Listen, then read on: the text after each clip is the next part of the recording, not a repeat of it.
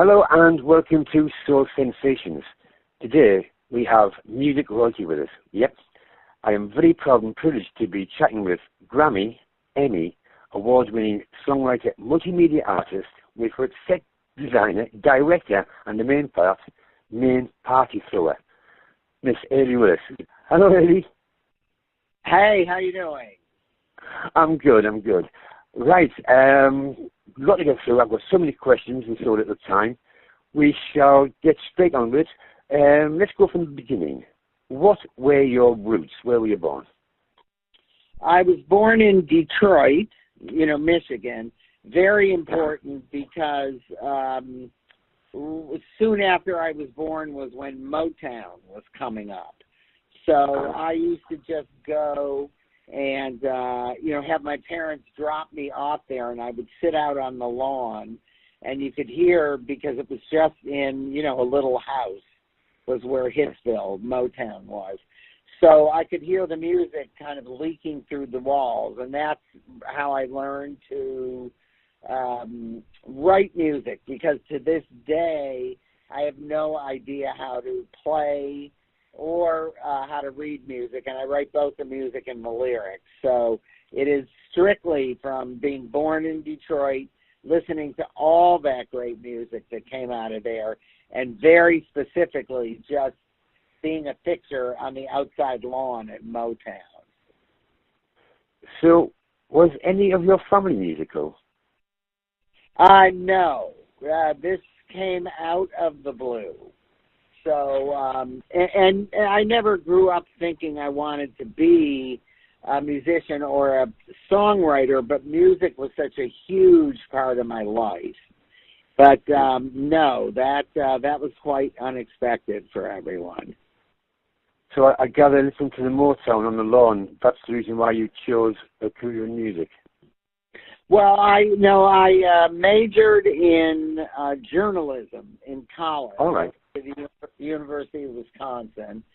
And when I graduated, someone told me that they had advertising departments, and I really wanted to be in advertising. Advertising in that day, which was like late 60s, early 70s, was really, really popular. And it was the first time advertising was getting really creative. And so they said they had advertising departments at record companies, so I thought, well, I could combine my, both interests into one, and somehow got a job at the biggest record company, which was Columbia Records and Epic. That, Columbia turned into Sony. And I got a job as a junior copywriter, and I was writing all of the the liner notes on the backs of jackets. I was writing all the print ads, and they put me with the minority artists, who were all the black groups and all of the white female artists. And so I just got even more into music there, because you would get all the, early pressings, and you heard everything before anyone. And, it was the biggest label. So, I got to write stuff for, Janis Joplin, though she passed away right after I got there. But females were like Laura Nero, who was doing a lot of stuff with Labelle, Barbara Streisand, and then the black actor, like Sly and the Family Stone, eventually Earth, Wind and Fire. That was the last group I worked on before I left. And I left because I cut an album of my own. And it was the first 10 songs I ever wrote. There's still a couple of them that I think are the best. And that's how it began. The album did okay, but not great. But Bonnie Raitt was the first artist to ever cut one of my songs, and it's because she fell in love with that album. So and then I would get a few records cut a year, and then the big year for me was, when everything kind of came together, was 1978. Patti Labelle had heard some of my songs and flew me up to the studio where she was recording so I could put them down on demo, because I didn't even have enough money to make, piano demos and afford a cassette, Uh-huh. So she became the first person to regularly start doing my songs. She introduced me to Herbie Hancock, and I ended up writing like a third of his next album with him. And then in very short order, Earth, Wind, and Fire happened, and then it exploded. I co-wrote the whole I Am album except for 2 songs. And, then September was my very first hit. Boogie Wonderland came right on its heels. And I was getting over 100 songs cut a year by various artists. But I was getting very bored very fast. Yeah.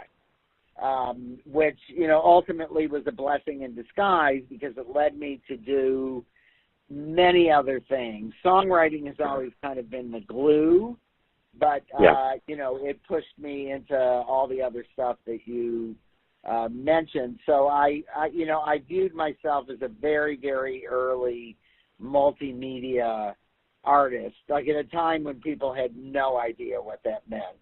Right. And it's different from what it means now, but it's just that you're working in all artistic mediums, and in my case, trying to combine them all together into one thing. I'm just gonna rewind slightly a bit, and I'm gonna go back to 1977. How did you land the publishing deal with A&M Records? I had one publishing deal when I still lived in New York. I lived in New York up until 1976. And then I just thought, if I'm going to starve to death, I'm going to do it in the sun.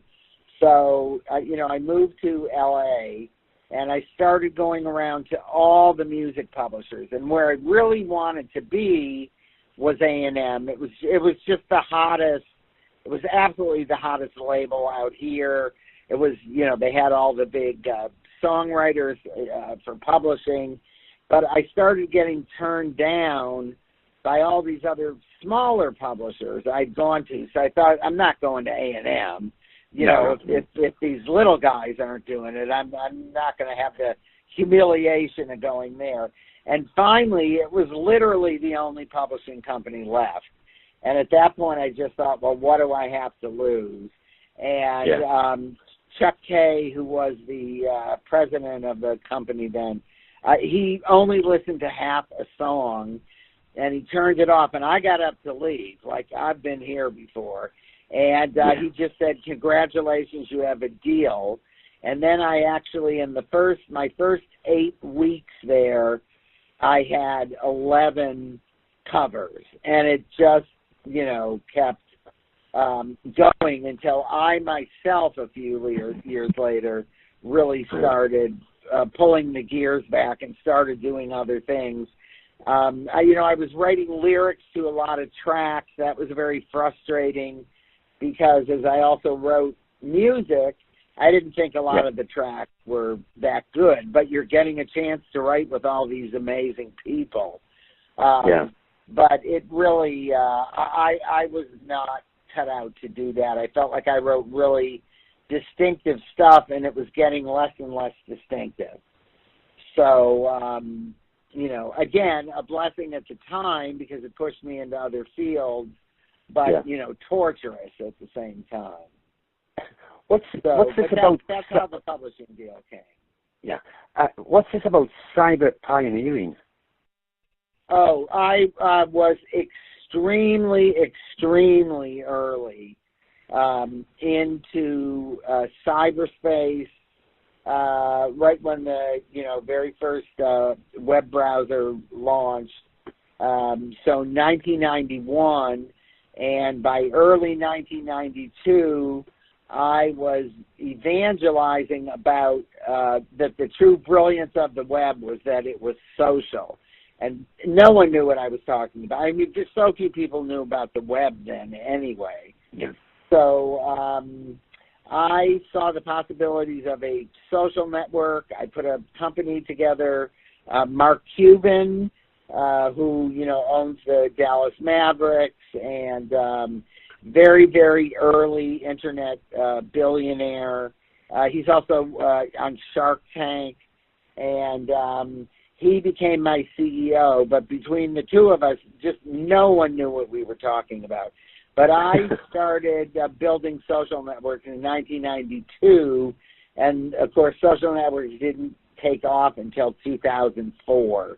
And I was also consulting for everyone from Intel, AOL, Warner Brothers, Disney. I mean, if anyone was doing anything interactively, I was consulting while I was prototyping this social network.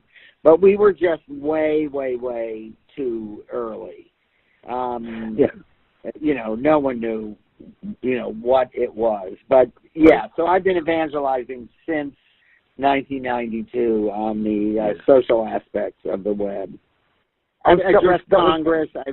I was the first pop artist to address Congress on cyberspace here in the 90s. A lot of stuff way, way, way before people caught on to what was happening. So basically, you were the basis of Facebook. You were there before Facebook. I don't get me started on Facebook. Facebook makes me really angry. All right, okay, we won't go there. Yeah, Facebook to me, just get your shit together. Taking advantage of people not caring. Things that stopped us from putting a social network together were things like, well, what do you do about copyrights? What do you do about people getting very, out of hand and hate things starting up? And, to me, they were aware of possibilities like that and just went, who cares? I'm stealing someone's idea, and I'm going to put this thing together. And so it's no surprise, in terms of the attacks on the United States, regarding the elections and still ongoing. I don't think they ever would have taken responsibility unless people caught them doing it, Yeah. Uh-huh. So we swiftly move on. You touched on about being a consultant for Intel, Microsoft, and Disney. What was it, a virtual world that you created for Warner Brothers Disney, or because I read something that you created one of their virtual worlds? Again, that was a little hard to hear. Say it again. We're going to go back to when you were a consultant for Intel, Microsoft, and Warner Brothers Disney. Right. Did you create a virtual world for Disney? Or I can. Yeah, the only one I created little pieces of a virtual world for was Microsoft. They were going to do these series of chat rooms that needed environments built out. Now, it was more consulting on what their moves should be, how to transition from, linear, non-interactive to, online interactive experiences. So, sometimes there would be prototypes involved, but a lot of times it was just advising on things. And it was at a time where none of those companies, like Silicon Valley, did not understand Hollywood. Hollywood had no idea of what was really going on in Silicon Valley, but they all felt that they needed to have synergy between the two places, or they were going to be left out in the cold in the future. So, and you brought to them. I was just advising on stuff, but I so disagreed with so much of the kind of deals that were being made. The classic one being when Time Warner bought, combined with AOL. And the New York Times, it was the first time ever they devoted the entire front page to one story. and you know, all about this merger and how it was going to change the field. And they're interviewing all these famous, like the billionaires at that point, who had stakes in the web. So it was like Rupert Murdoch, Barry Diller, just you know, Malcolm Forbes, you know, the billionaires who are all saying, "Oh, this is so great! It's going to be, you know, we'll define the future." And then toward the end of the article was like, "But interactive multimedia artist Allee Willis said there won't even be a company within a year. That it's such a stupid thing because they don't know about each other's business." And in fact, you know, Time Warner realized they'd made a hideous mistake, I think within like 9 months or so. So, you know, I just felt very differently about things. And ultimately, you know, my view of what's happening is exactly what's happening. But I like pulled out of it. It was 90s were a frustrating time there because people were strictly in it for the money. And so you just saw a lot of stupid money being, you know, millions and millions of dollars being paid for, you know, by an entertainment conglomerate, being paid to companies developing technologies that had the corporation that really understood what these technologies were capable of, which was practically nothing, they wouldn't have been spending this money. So as someone who really understood it, it was very, very, it was exciting and it was completely frustrating at the same time. Right, we're going to move on now slightly and go back to the musical part. Now, your most noted track that you're associated with is September from Earth, Wind & Fire. How exactly did that all come about? I started writing with Verdine White, who was Maurice, the founder and leader of the group. His brother Verdine was and is the bass player, and now pretty much leads the group.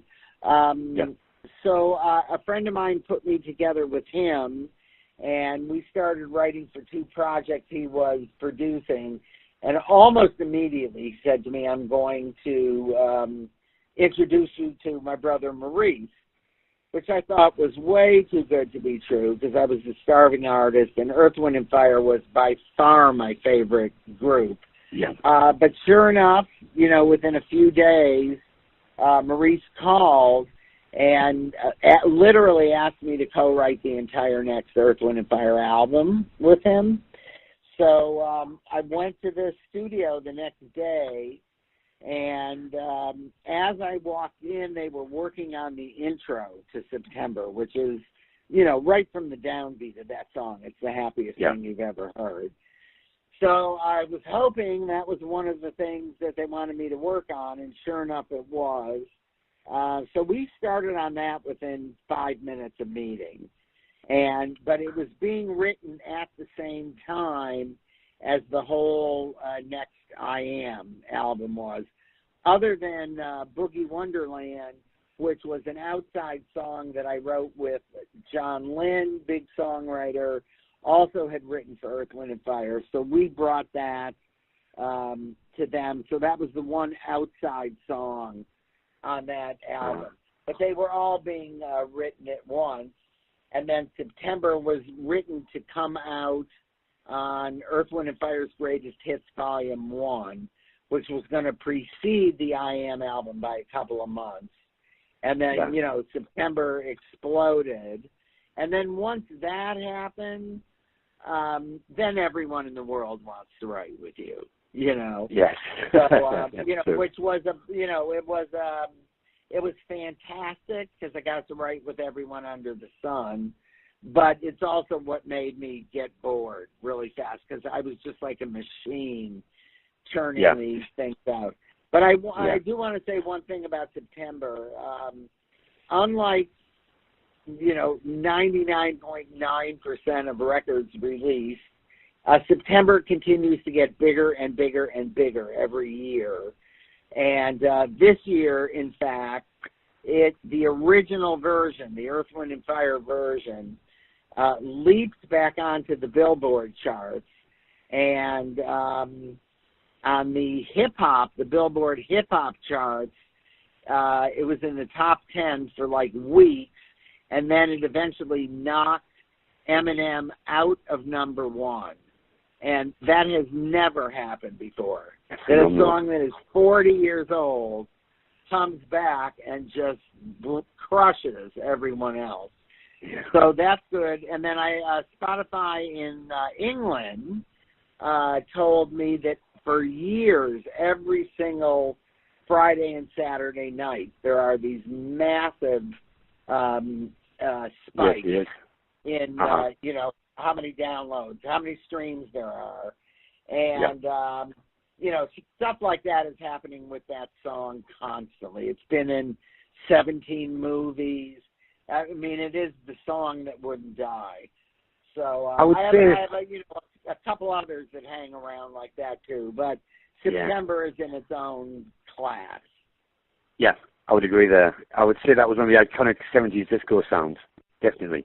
Now, I've been a DJ for 30 odd years, and I do Friday nights, Saturday nights, and I do this. I really play solely in 70s music, and it is September every time I saw. Even when I go to a normal venue where I play normal music, like chart music, can you please play Earth, Wind & Fire September? I'm like, okay, yeah. Yeah, no, I always joke. Like, you name a wedding you've been to that hasn't played it. Like, a graduation party, a barbecue, a sporting event. It is like everywhere. It's very, I love it. So, Right, at this point, I was going to bring in Sheldon Reynolds, but he's actually in Las Vegas at the moment with Sidney Colston. And he was going to say a few words to you, but I've got a message for you from him. He loves you loads, and he hopes to see you soon. Yeah. No, I know. He's a great guy, and he did a, great job of filling in when, Maurice decided not to perform anymore. Yeah. So, and we did write one, I think we wrote a couple Earth, Wind & Fire songs together, one of which was a single, but nowhere near the heights of September, Boogie Wonderland and Stone. But, we had a song called Sunday Morning. That's a beautiful track. I've got that one. I do have that. Yeah. Right. Yeah. I have several songs that I never tell people I wrote because I think they're not going to know them. And then when I say them, they go, "Oh my God, are you kidding?" Yeah. That has like an astounding intro on it too. They're all Earth, Wind & Fire intros were magnificent.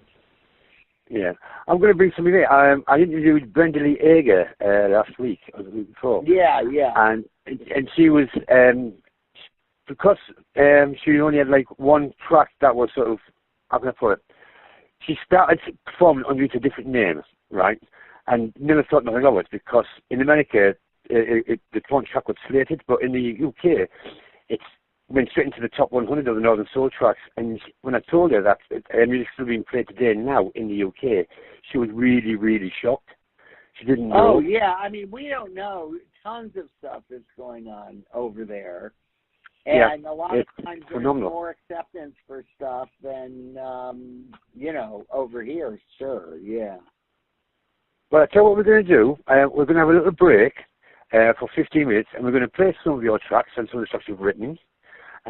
Stay with us, and I'll be back with you in around about 50 minutes' time. All right, thanks.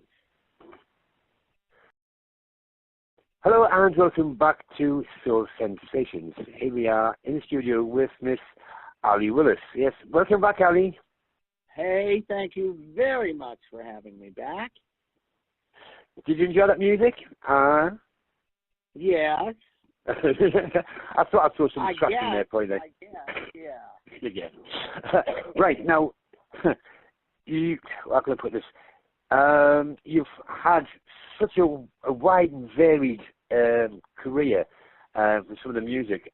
I'm going to keep on talking about some parts of the music, especially one track, which is next to my heart, apart from September. I know because I remember you posting something on a certain social media page about it. Neutron Dance by the Pointer Sisters. Now, Yeah.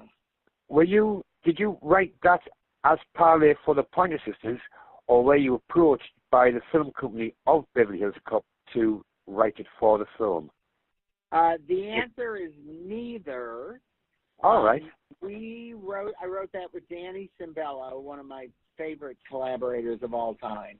And we were asked to write a song for a film called Streets of Fire. It was Joel Silver's first film.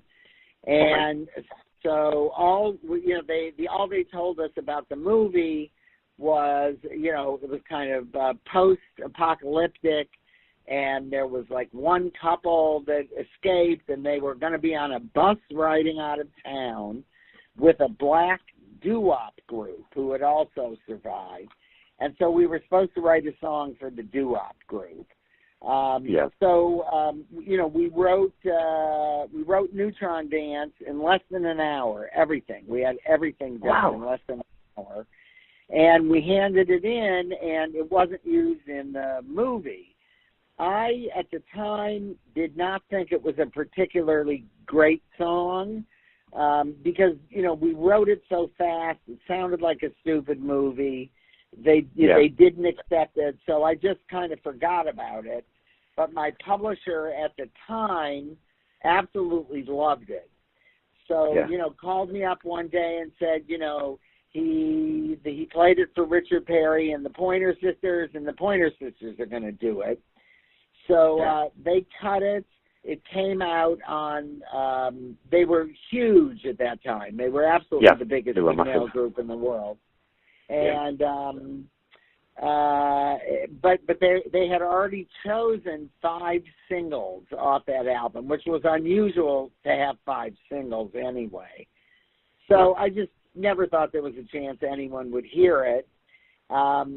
And then one day in the mail, I got a package from Jerry Bruckheimer's office. They were making a film called Beverly Hills Cop, and they were using Neutron Dance as like temporary music in the opening scene, and they sent this around to like 100 songwriters and just basically said, rip this song off. We need to sound alike.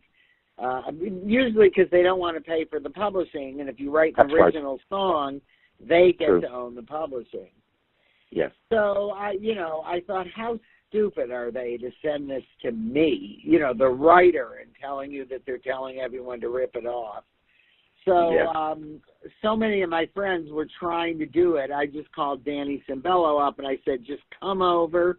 Let's just strip the Neutron Dance demo down to drums, and let's just write a new song. So we wrote what to me sounded pretty much like the exact same song, handed that one in for Beverly Hills Cop. That was rejected. So I just figured I had these 2 dead songs. And then just about 3 weeks maybe before the film was set to open, I got a note telling me that Jerry Bruckheimer had gone into his garbage can looking for a cassette to tape over, pulled out our cassette of the second song, which his screener had passed on, and just listened to a small piece of it and fell in love with the song. So that was Stir It Up, which was also in Beverly Hills Cop, cut by Patti Labelle. And then he never found anything he liked more than Neutron Dance. So both of them ended up staying in the film and won me a Grammy. You got your Grammy, Yeah, for best soundtrack. So that was crazy because it was just a total mistake all the way around. And both songs just fit perfectly in there. And Neutron Dance, despite being written for a different movie. So it was pretty intense. It blends in? Yeah. It blends in? Now, say that again? Yeah.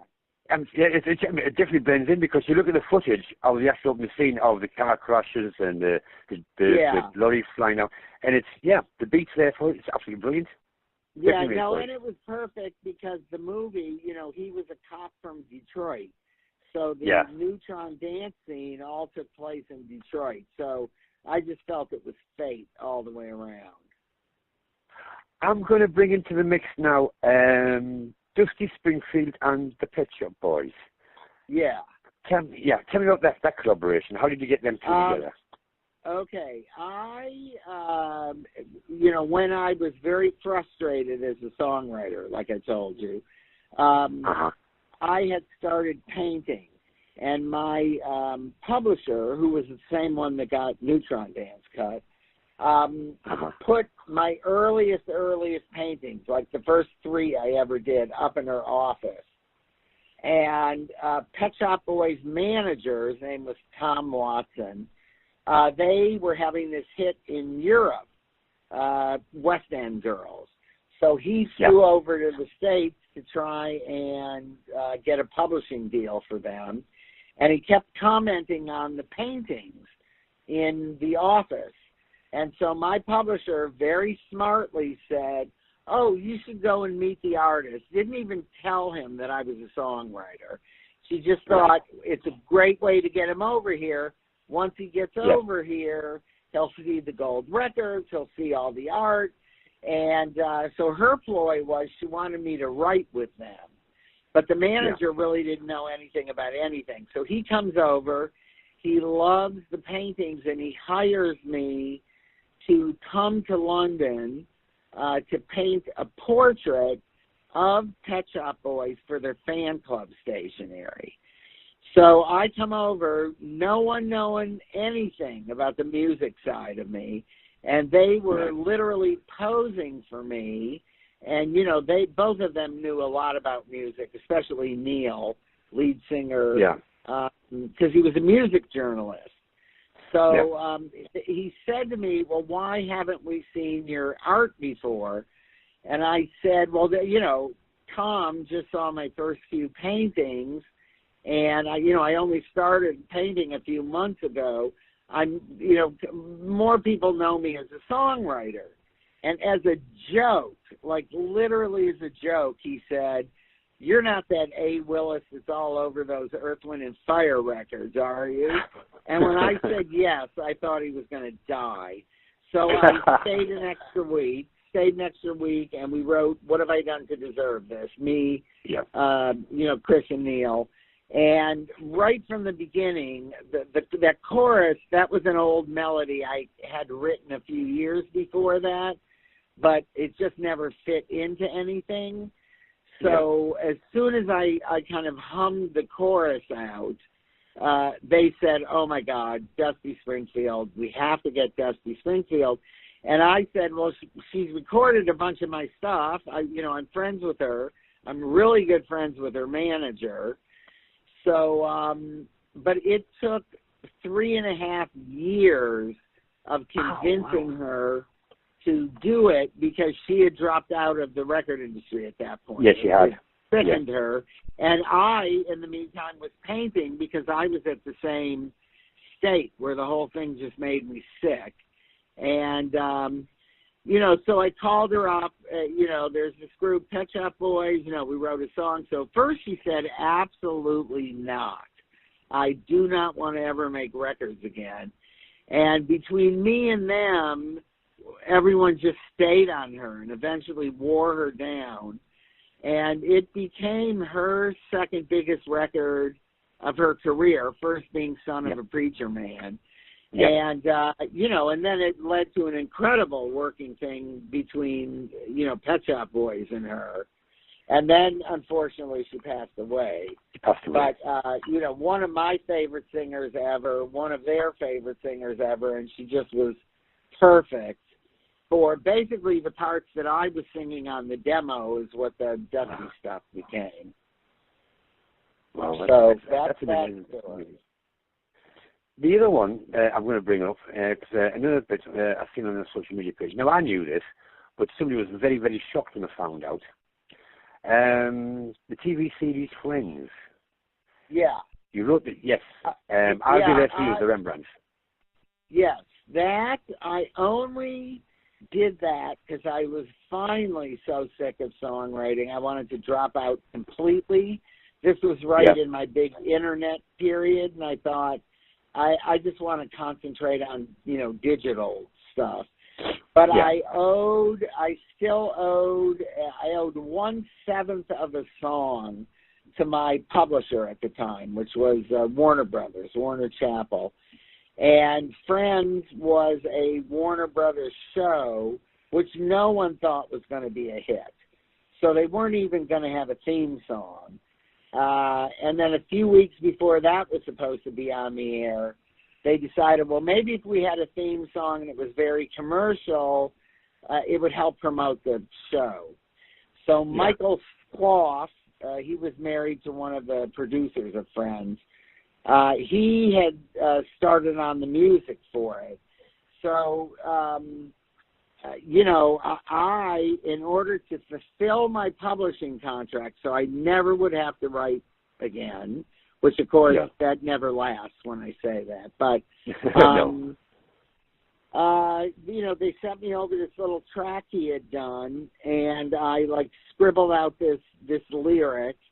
And the last thing in the world that I ever thought would be a hit, and it happened the first night the show aired. It just exploded. And a DJ in Nashville taped it off the television and then played it on his radio station for 45 consecutive minutes. And they got so many requests for this that then Warner Brothers said, let's just expand it into a full song. And the Rembrandts, that was the only Warner Brothers group that was in town and not on tour at that moment. So that's how they got the gig. It's like no one who did that song other than Michael, wanted anything to do with it, and none of us thought it was a hit. And, it's another one of those, that song will never go away. So I for something that I didn't even have any interest in doing, I was thrilled to be a part of it. Now, there's something major happening in 2019, because I don't remember back, I think we were up to 2010, The Colour Purple. Do you want to tell our listeners about what's happening? Well, for Color Purple specifically, I co-wrote that with Brenda Russell, Stephen Bray, both incredible songwriters. Where the three of us did the music, and the show's about 85% music. And Marsha Norman, who was a Pulitzer Prize, Tony-winning author, did the book, the dialogue. But you really all work together when you do this. So it opened originally in 2005 on Broadway, co-produced by Oprah. It did well, but it wasn't considered the classic that we were sure we were writing. So it stayed on Broadway for close to 3 years, toured since the point that it closed.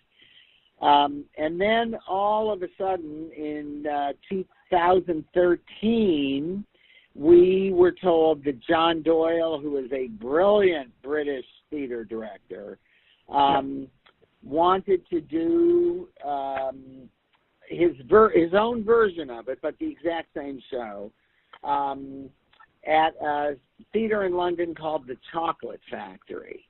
And the Chocolate Factory had a really good reputation for, was just 199 seats, but a lot of things done there transferred over to the West End. So, we thought that was good, and we kept hearing that what he was doing to the show was brilliant. He was basically stripping everything out of it, the costumes, the sets, the makeup changes, the props, everything. All he was leaving was the music, the lyrics, the dialogue, the characters. And it went from, this big bombastic Broadway show down to this very small, intimate, just a wood stage and walls and chairs. That was it.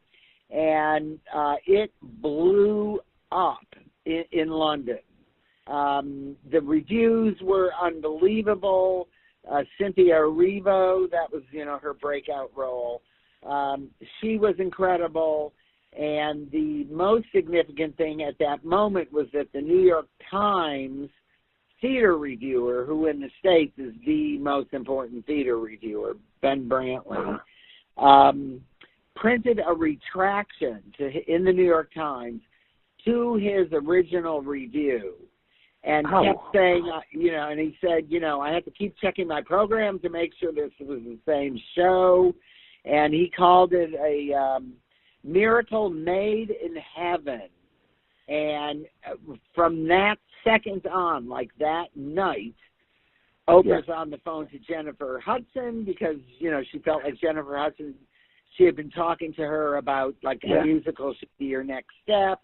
We all knew that, if we could get it up again in the United States, we wanted Cynthia in it. And though everyone in that cast in London was brilliant, every single one of them. And sure enough, we ended up coming back to Broadway faster than, I think other than one show, faster than any show in history. And then once it was back on Broadway, then it just went crazy. Like stunning reviews. We won the Tony. We won the Tony, the Grammy, and the Emmy, which are awards. They went to Cynthia, but it's the first time ever that all those awards have been won for the same song. The performance of the same song. So, and now, I think you know this, but I'm not sure. It was just announced a few weeks ago that Oprah, Steven Spielberg, Quincy Jones, and Scott Sanders, who's been our producer all the way through, are producing a movie version of the musical.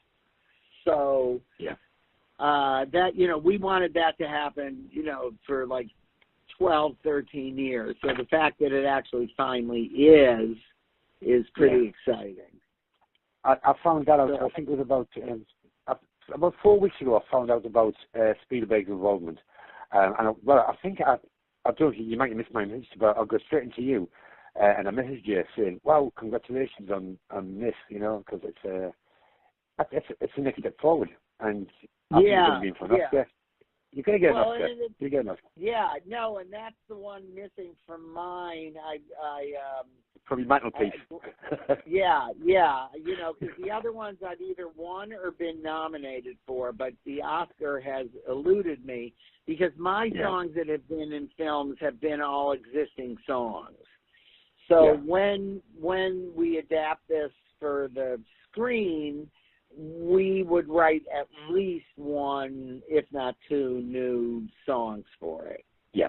So very specifically, because otherwise Oscar would elude us, I'm going to go to the year of 2017, September of that year, actually. The D Project, that was premiered. Can you tell our listeners about that? That took 5 solid years of my life, from 2012 to 2017.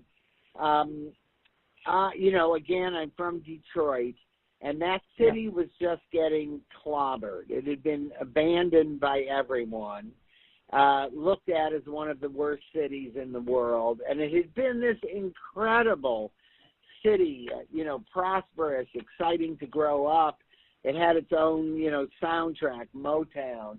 And I just felt so bad and felt like, no, people who are putting the city down don't understand how great it truly is and what it has given to the world, automobiles being the first, So I'm a self-funded artist, so I am not an artist who has made a lot of money, or at least has a lot of money, because I spend it on my own projects, because you get creative freedom that way.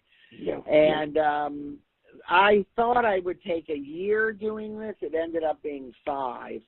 But I thought the two things that I do best, I write songs and I throw parties. So I decided, let's just write a song. I did it with my another one of my favorite collaborators, Andre Alexander. And so we wrote a song, and then I went back and over a period of a couple years did 70 sing-alongs all over the city where we would, teach people the song on the spot, and anyone who wanted to sing or play on the record could. So it went, from everyday people through Motown stars, rappers. It really, so we ended up getting 5,000 people, lead singers, all lead singers. So that's more in history than I've ever been on a record before. And I was also at the same time filming everything so that it would have a matching documentary and video. And, it was a way for me to combine everything I do, which goes from records to filmmaking, animating, planning social events. It just included everything. And but it just took forever because it was only me and at times one or two other people working on it. Wow. So it was a true labor of love. And the documentary ended up not getting made because the producer was a junkie, which I did not find out until way too late. So the money was kind of gone. But I did finish the video and the record. It took over a year just to be able to hear all the voices within the same recording session. Because Pro Tools, which is what we were working in, it can't handle, you can't bring 5,000 tracks in, So, and then the animation takes forever. But I got something I loved finally, and then I had to throw a huge party, and I'd never thrown a party in Detroit, but that's my reputation is these are just crazy great parties. So that took the better part of a year to work on as well, and they actually gave me half of the bottom floor of the Detroit Institute of Arts, which is the 5th largest museum in the world. So, it wasn't just a matter of throwing the parties. It was, I'm in a museum, it's going to be my art. So I was sticking, my stuff up in front of Picasso's, Renoir's. I mean, it was crazy. But it was also one of the best nights of my life and, gave me back a connection to my hometown that is insane. But yes, that was 5 years, and then I was so exhausted I thought I was going to die because I went from 5 years of Color Purple right into 5 years of, the D. And, so I thought I was going to slow down, but it's done nothing but increase. So, which is good. It's a good problem to have. It's brilliant. But, it's absolutely brilliant. Yeah, and then this year was an incredible year. I got into the Hall of Fame, and, once you do that, then they start giving you every award in the world. So this felt like the first year I was actually recognized for what I did, as opposed to you kind of had to know about me to know about me. True. That's true. So apart from The Color Purple being launched as a film in 2019, what else does the future like for you? What are you working on? Well, so I'm back in a heavy songwriting period, and I'm writing with writers and artists I love, and it feels my career goes. There's a whole bunch of stuff that hits, and then it gets very quiet for a few years. And then the next batch of stuff hits. I've always said, when you're considered to be at your hottest, a lot of times is not when you're actually at your hottest. You're at your hottest when you're creating this stuff, So but I feel like, okay, songwriting, we are right on the nose for it being, let's get, a hit out there. So writing with a bunch of big songwriters, artists. I'm on my way to New Orleans, where I've never been before. I heard about that, yeah. Yeah, and I'm very excited about this because it's kind of the band that started it all down there, called the Preservation Hall Jazz Band. And I've always wanted to, march in a Mardi Gras parade or something. So that's kind of my goal out of this. There is also, I can't talk about this, and I can't say who's doing it because the ink isn't dry on the contracts yet, but there's a documentary being done on me, and by a large company, and I have pretty much videoed my entire life since I got a video camera in 1978. So I have hundreds of terabytes of, footage, photos, audio tapes, everything. So it's quite a huge task to go through that stuff, and I'm going to have to be the one that goes through it. So I'm kind of, bracing for that. Well, we'll keep that one quiet for now then. and there is a lot of other stuff. A lot of, I just don't like talking about stuff till I know they're actually happening. Yeah, that's fine. As opposed to you've agreed on them happening. But I'm definitely in a heavy creative period. Yeah. So there's no let up for you then. There's no let up yet. You're just going to keep on powering on and keep on bringing us good news. No, I used to never sleep. At a certain age, that needs to stop, So I'm kind of looking for ways for doing as much, if not more, but figuring out ways to streamline the work so that there are little rest periods in there. I haven't figured that out yet, but I'm consciously thinking about that. Finally, is there anything you'd like to add, or do you have any messages to any friends or family or anybody that you know out there? Out there meaning just in the world? In the world, who's tuned in at this moment in time. Bear in mind, this will be uploaded to YouTube as well. I would just say it's the craziest time in certainly anyone alive today in their country's history, especially over here in the United States where it is like cuckoo time. And everyone I know, even if you don't follow politics, everyone I know mentally has been affected by this because you just can't believe your country is being destroyed in front of your eyes.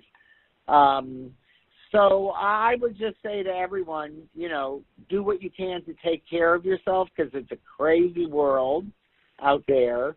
Always have hope. Always believe that it can and will get better. And very importantly, be a part of that process. Do whatever you can to fight for what you believe in, but then also make sure and put a lot of good things into your life because it'll make you crazy. And, happy 2019 to everyone. Just a quick one. Do you have any websites that people can follow you on or go to find out more about you? And well, there, my main website, it was one of the earliest websites on the web, so I'm in the midst of updating stuff, but it's literally tens of thousands of pages deep. Is AlleeWillis.com, and Allee is ALLEE, Willis, WILLIS.com. That's kind of one-stop shopping. And then I am on Facebook. I have like too many friends already, so they cut that off. But there's another page called Allee Willis's Other and No Less Important Page. There, and also on Instagram. Twitter I don't do. I left Twitter 6 months ago. Never took I can't get Twitter. Oh, so what about this? The Allee Willis Museum. That's my house, which is actually called Willis Wonderland after Boogie Wonderland. That's what everyone thinks. Yeah, that's what everyone thinks is the Allee Willis Museum of Kitsch. But it really, there was and still exists an Allee Willis Museum of Kitsch, but it's strictly online. And it's from my collections as well as other people. It was when I was actively doing it, it was also a social network, just for collectors of very specific kind of stuff. The heart of my collection is African American 1960s, 1970s, height of the whole Black is Beautiful movement. But I basically collect anything from the 1950s through the 1970s. That can be anything from, memorabilia to a car. So everything in the house is vintage, down to like the screws in the light plates. Everything is. So, and I throw a lot of parties, and my house was built as the party house for MGM Studios in the 1930s. So, that's where I'm speaking to you from now. Yeah, what is the question is, next time I come to Los Angeles, will I get an invite to one of your brilliant parties? Yes, you have earned your invite. I'm going to say this. I do apologize for headbutting you on the red carpet at the Alllee Awards. No. I mean, honestly, when I meet people, if they know who I am, they don't even ask me about the songs or anything. The first thing is, can I get an invitation to your parties? So, yes, and certainly a trip over here to, go through the collections. Yeah, that'd be brilliant. That'd be great. So. Right. We'll end it there, madame, because it's been absolutely brilliant. Many thanks, Allee, for joining me here on Social Station. Yes, thank you. I really appreciate it. And I'll see you at the Hal Awards if they happen again. Yep, I'll be at the Hal Awards next year, but I might be coming across sooner. I might be over there in January or February time with Behind the Groove. Well, let me know if I'm in town. I mean, I'm out of town a lot those 2 months, but if I'm in town, you come over. I will. Once again, Allee, many thanks for joining me, my darling. Love you. Thank God you. bless you. Thank you. Bye-bye.